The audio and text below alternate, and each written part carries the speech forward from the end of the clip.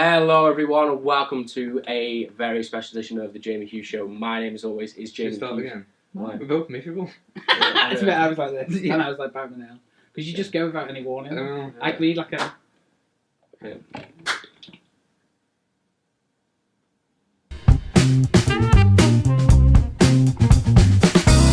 Hello everyone and welcome to another edition of the Jamie Hughes Show. My name as always is Jamie Hughes and today I'm joined by two very special guests, Luke Hi. and Dean. And they're going to be sort of conducting this, I want to call it a roundtable, but every time I've said this they've laughed. Our roundtable, but we're in a straight sofa line discussion of the Purge 3 election year. We all went to see it in the cinema and we've all got some pretty strong views on it. Well, I would say strong views, but we've got some views on it that we think you would enjoy. That's why I've asked them to come along today. So they're going to help me out with this review. So the way this review is kind of going to go, we're going to break it down, the plot for you, the characters, like what personally we liked and disliked about the film. And then we're all going to tie it up in a nice little bow at the end. With a little bow about, the whole general Purge franchise. So before we get into it, we're going to be talking about, we're probably going to be talking about the first Purge, the second Purge, and the third Purge. So if you haven't seen any of them, as always, spoiler warning now. The emergency broadcast system, the Purges thing, you have now been warned. So let's jump into the plot. Do you guys want me to explain the plot and then jump in? Jump in. You jump. Did we tell you first in the plot? Yeah. So we are rekindled straight away, almost less with like the classic Purge-ness. We jump in and it starts in a house. There's a guy purging. He's got a family tied up, and it's all quite sinister. Ominous. Yeah. He's sitting there like listening to some. I think it's like funk music. I can't remember what it was. Was it like played off funky music? Down the house. Yeah, and he basically says to this family that only one of you is going to survive the Purge tonight, and we don't really know who it is. And then it cuts to like the girl with the glasses on, and then cuts forward like 18 years into the future. Gold star if you can guess who survived that night. Cuts to the girl with the glasses on. Her name is Charlie. We find this out. We find out that she is now a politician. I think she's a senator at the time. And she is running for minister, but it's like the president of the New Founding Fathers. So yeah, her mission is to stop the New Founding Fathers. She wants to get in power and stop the Purge, obviously because of what's happened to her family. Leo, who is the guy from the second Purge, the main character of the second Purge, is now back. He is part of her security team because obviously we know what he did in the second Purge. He wants the Purge stopped as well. So he's now like with her and wants to stop the Purge and fight the New Founding Fathers. But you've also got this other group. They're like a militia group. I can't remember the name of the group off the top of my head. Do either of you guys know? But they're in the second Purge and they're in this Purge. I think that the leader's now Dante, and they're like a militia underground group that also want this woman to get into power so that I say the Purge can end. But they have different ways and means of going about that, which we will explain a little bit later on in the video. But yeah, the New Founding Fathers are pretty pissed, I've got to say, about what this woman's doing. So when Purge night comes around, they announce that for the first time ever that nobody's like immune. Special. Yeah, it's usually like level 10 or over, so it's like the president. Insurance, can't you? Yeah. From the Purge. From the Purge, and that doesn't happen. So basically that's kind of where their story leads up to, is like, cack. Cack. Nobody's safe, so we've got to protect this woman during the Purge night. And then we are introduced to the other sort of storyline that's going on in this film. And this is Joe, who owns a deli.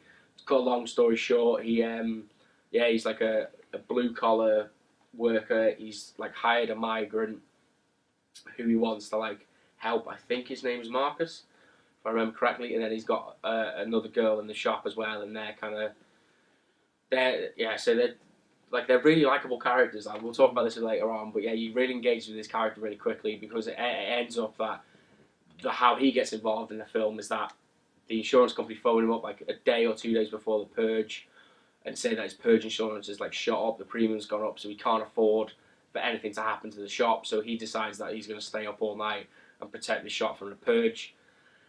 And then we move on to, wow, this is a really long film. We're short. But basically, we skim it over. Turns out like Leo and Charlie get double crossed. Somebody tries to kill them. There's now a hit out on them, so they get forced out into the streets. They meet up with Joe, and Joe protects them, and then they band together along with the militia army to sort of keep Charlie alive, so they can. So basically, she can become president. All night. Turns out she ends up getting caught, and then it turned into like a rescue mission, and From an assassination. yeah. Sorry, go on. Turned from assassinating the head of the NFFA. Yeah, into a rescue mission. Because while this is going on, all like the NFFA have got like a purge Yeah. mass, and what do they want to do, Luke? They want to purge. Purge and purify. Purge and purify, and they like basically just pick like homeless people, drug addicts, and they're just going to kill them for fun. So the militia want to try and kill all of the new founding fathers so that she can get in on a technicality, but she doesn't want to do that. She wants to do it her way. Ends up there's a big like sort of shootout.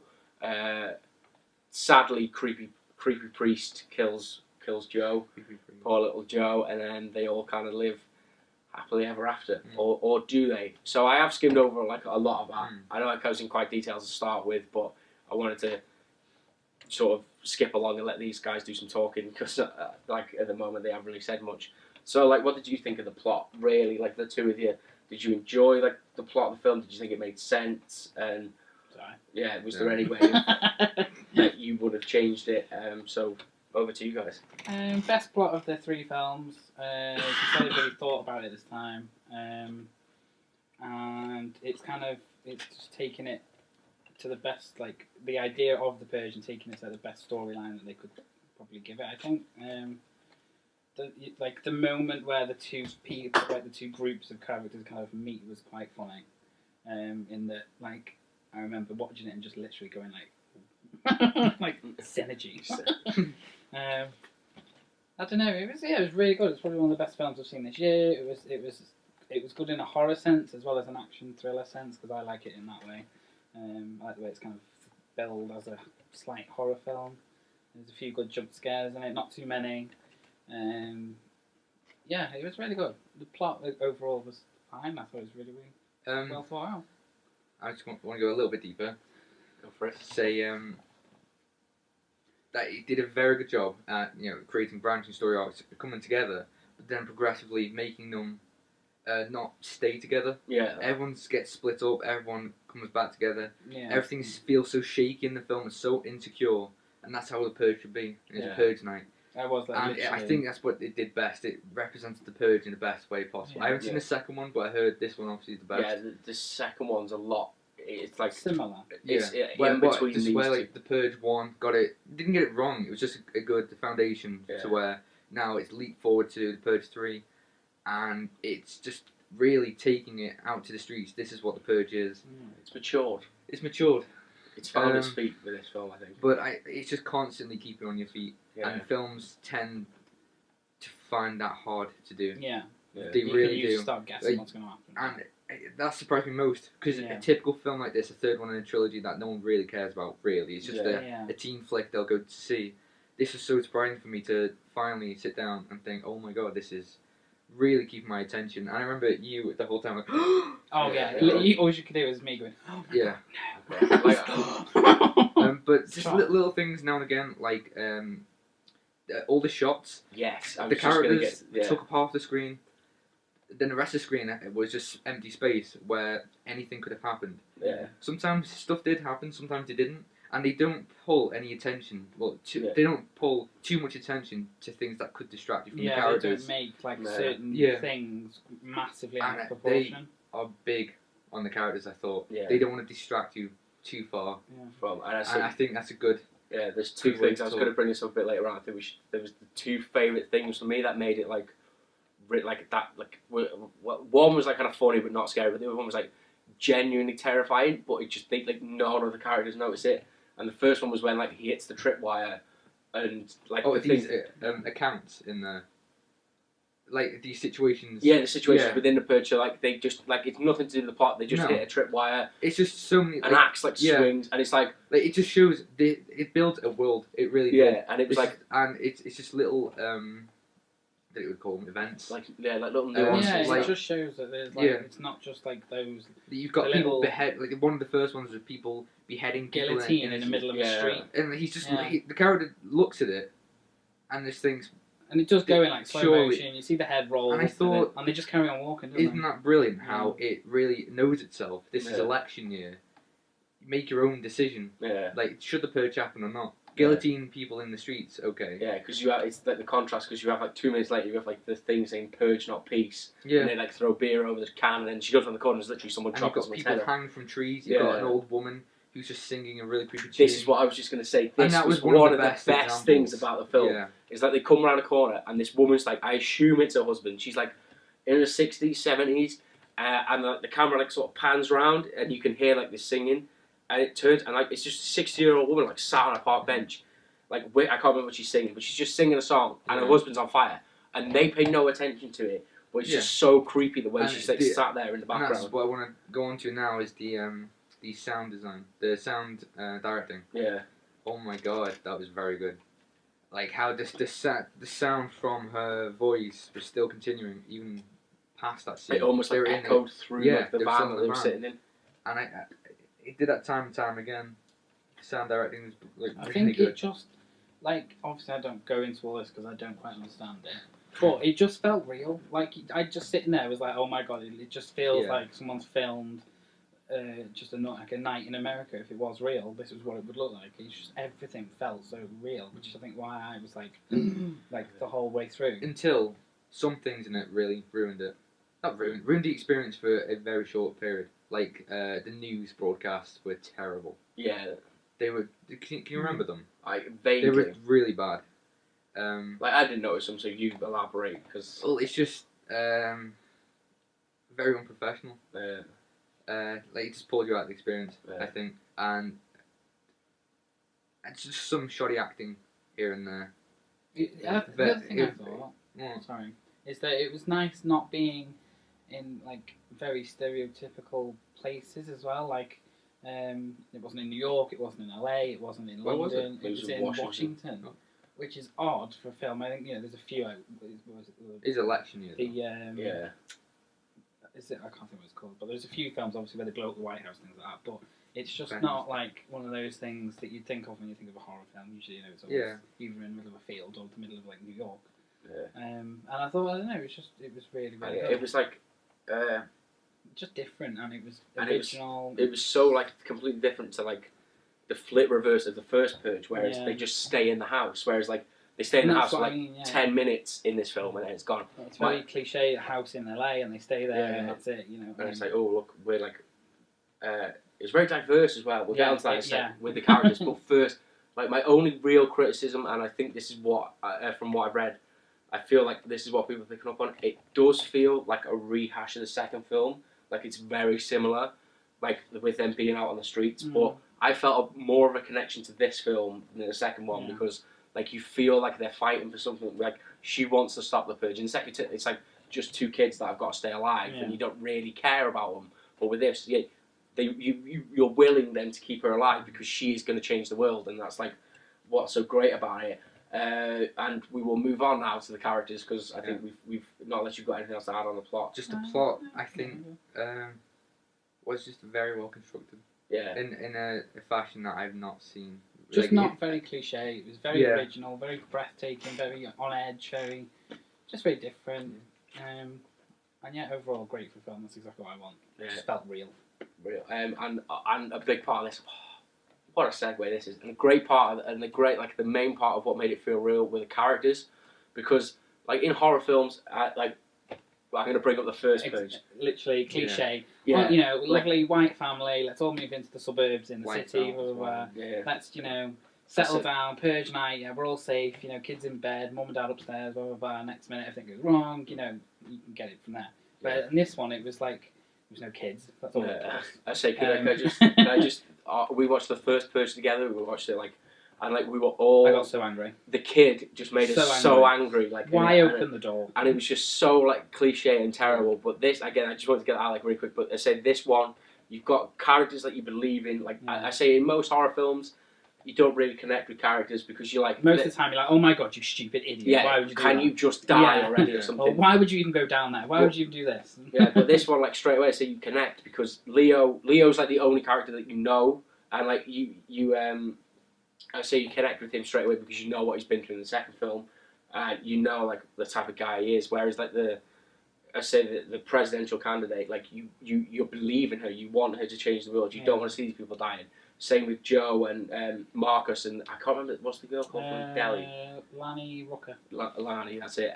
Yeah, like you believe in these characters, like you connect with them.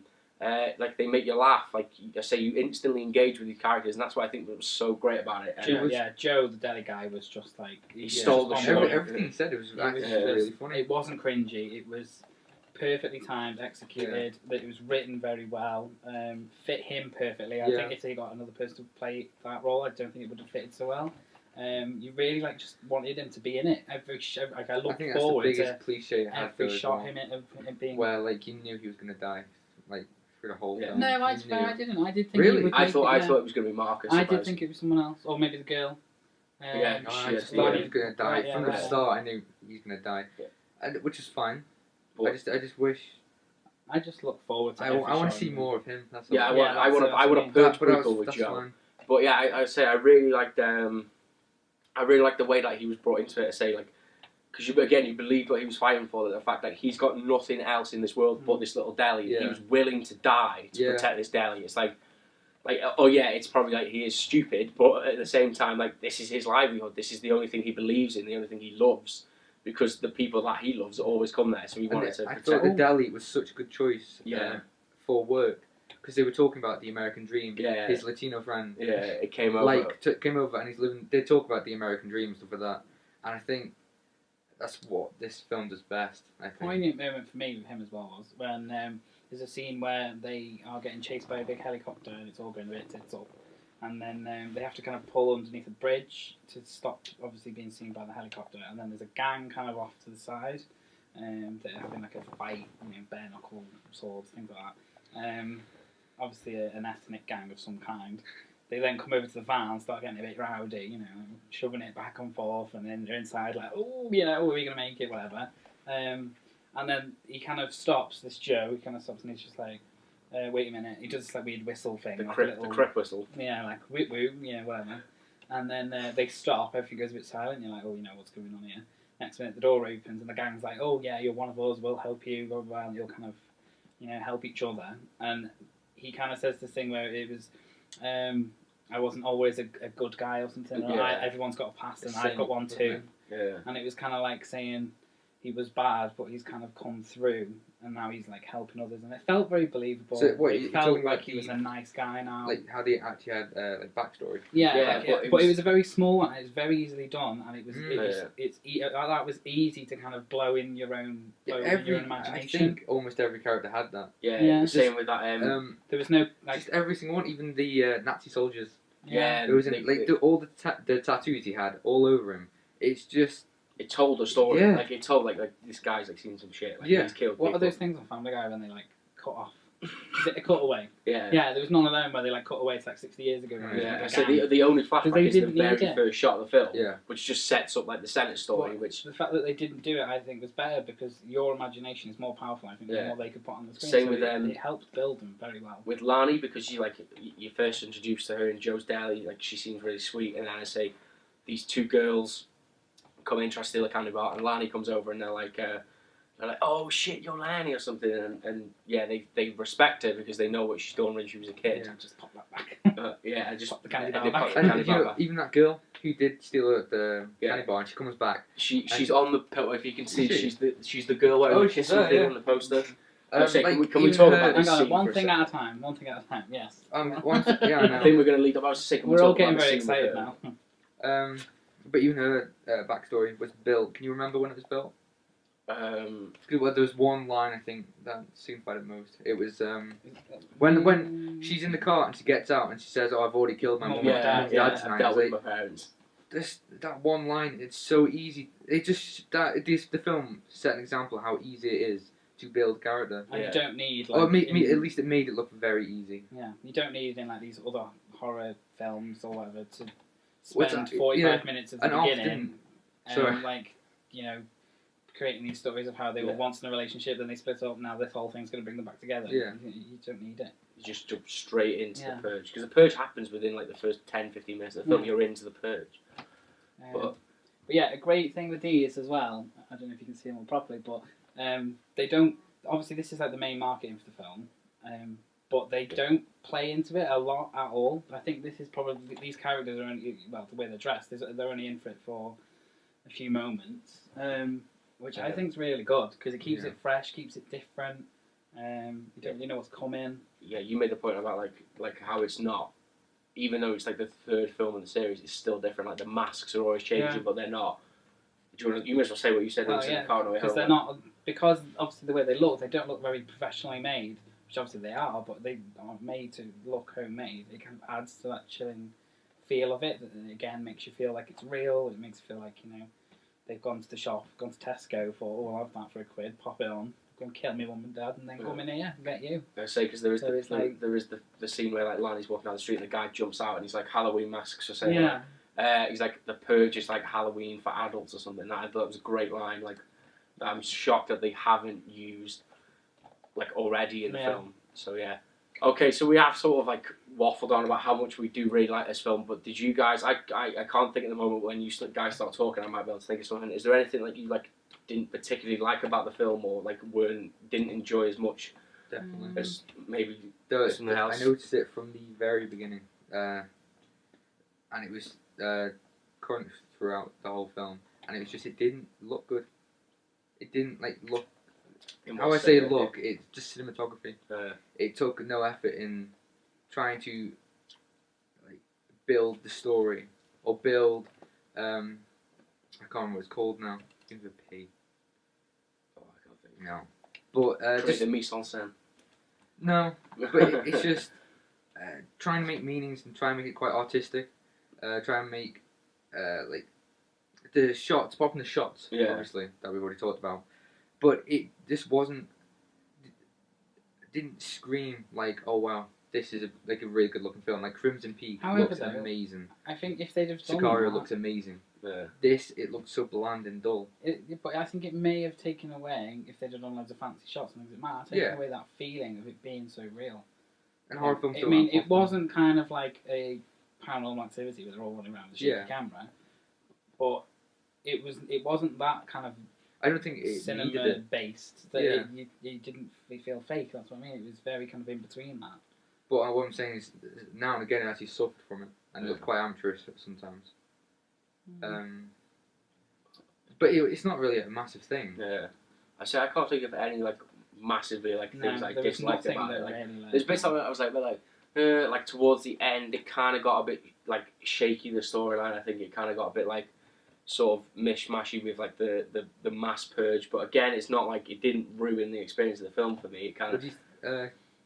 What do you think of the soundtrack? Can you remember any of the tracks? No. But again, I think that helps. I think it'd have been too kind of well put together, too kind of memorable. It might not have felt real. Yeah. That's what I like. I like to fade into the background and add to it, but not me be like, this is a jam. Yeah, it's my jam. You know what I mean? Like it distracts from. It would distract from like Suicide Squad, where they had like the songs that were in like the top 40. At the beginning, where she's like dangling around and you don't own me. It's like, well, I spent more time going, you don't own me than I did what doing. But I don't mean that. I just mean. No, I can't remember like, the ambient sounds that were in it. Yeah, like it sounds almost as important as visual, and it didn't really make much of that. It probably did, but I can't. Like I was maybe too engrossed in the film that I can't remember. I see. I was looking out. I was hearing out. You're hearing out. I was. Yeah. I struggled to remember because it's literally one of them films that you just fall. Yeah, I was so. I was just like, every second. I just was so focused on what was happening. I didn't think about anything else. So I think I'm gonna go for another sick segue here. This is just really like one more thing to touch on the end of the film, and this will probably wrap this up nicely for the end of this review as well. End of the film, it's all hunky dory. Claire wins. She ends the purge. Marcus is taking over the deli. He's really happy about that, and as like I really like this shot. He's painting, and then it's like a shot of the American flag like blowing in the wind, and as you can hear in the background, it's like because the purge has been cancelled, like pro-purge. Yeah. Like protesters, like the founding fathers and stuff that like are still alive, or the people like supporters, they're like starting an uprising. There's they're pretty much purging all the time. Yeah, they're purging all the time now. So, one, did you like that? And two, do you think we were going to see a Purge 4? Or would you like to see a Purge 4? I liked that they acknowledged it because that would be one of those things that I would assume would just happen anyway, because obviously protests they happen. So it's kind of like a good nod to it. Whether they do another film, you didn't think they would? I don't think they will. I think it was a nod to something that would have to have happened anyway.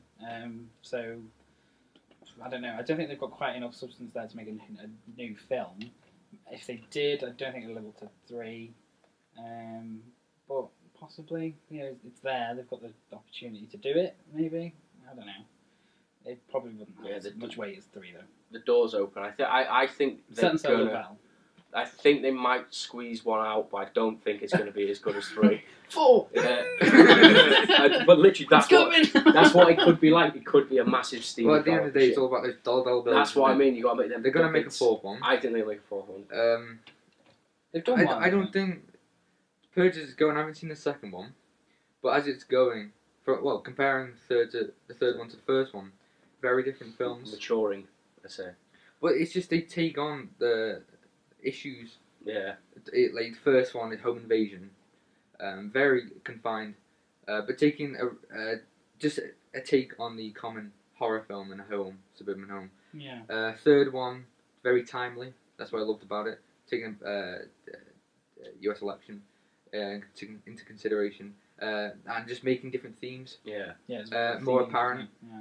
And I don't know about the second one, Anarchy. I'm guessing it's about religion because I've seen a lot of iconography that relates to religion. Yeah, I obviously have no idea. It does feel similar to the third film if you've not seen it. A lot of them have. It's still kind of government based though. Yeah, but you'll definitely. But the check 4th out. one, who knows? Could we see a Purge? Because I was going to say we're going to wrap this up, but just touch it. You do see that they have like Purge tourists, so they have like people coming from South Africa,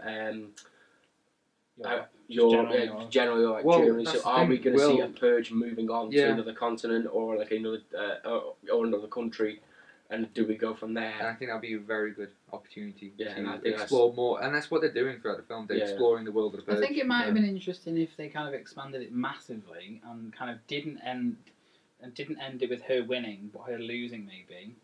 And so the Purge kind of stayed on in the USA, and then even to grow even further. Like if imagine if it was like a global Purge, like I think that would be a huge film. That would be really good to have like multiple characters in multiple countries.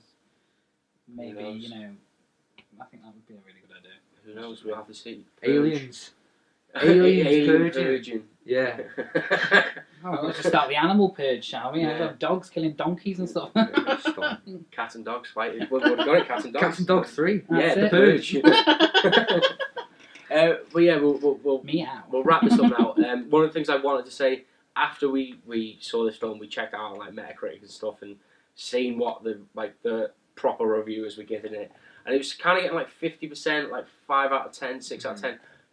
But I think it is a better film. I think it may have been tarnished at the fact that it is like a franchise, so people aren't giving it enough credit as a standalone film. But baloney. Baloney, sir. That's what I thought going into it, and it was a nice surprise. Yeah, that's what I thought it's typical Paranormal Activity. Yeah, but no, they're definitely getting better. Don't believe the reviews. It's definitely go and check this out. I say don't you could watch this review after watching the Purge and think the Purge was terrible and think we're wrong. I say it's all subjective. But we really enjoyed it. That's why we wanted to make it. Have you got anything else you want to add before we wrap this up? Or I think that's it. That's it. Yeah. Well, thank you very much for watching. I've been Jamie Hughes. He's been Dean. He's been Luke. As always. Goodbye. He's been Luke. He's been Dean. There you go. As always, if you enjoyed this, if you want to see more of us doing more of these like round table discussion things instead of straight sofas, instead of me just like flapping my lips for like 20 minutes about one review. Then let us know, as always, leave a like, leave a comment, share with your friends. You can follow me on Twitter, I'm JamieHughes17. Luke's on Twitter, he's...